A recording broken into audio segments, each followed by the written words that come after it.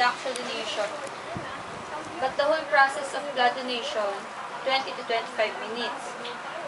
Lastly, a 5 to 10 minute rest is necessary, and drinking of lots of fluids after donation is necessary after donation.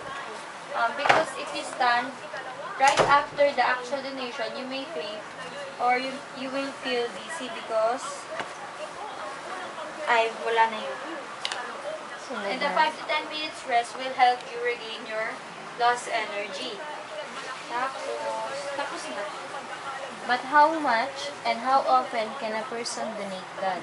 By law, you may only donate blood about 480 ml for every 56 days to ensure that you have enough time to replenish the red cells from your last donation.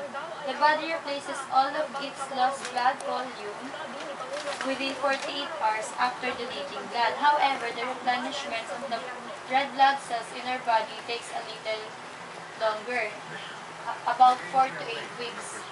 In addition, the positive feelings associated... Saan ka pupunta, nak? Bakit nilalagay mo yung mga dede mo sa bag? Both emotional and physical health. Ba't nilalagay mo yung mga dede mo, nak, sa bag? Baby, ah? Salamat po. El, ba't nilalagay mo dyan sa bag yung mga dede, nak?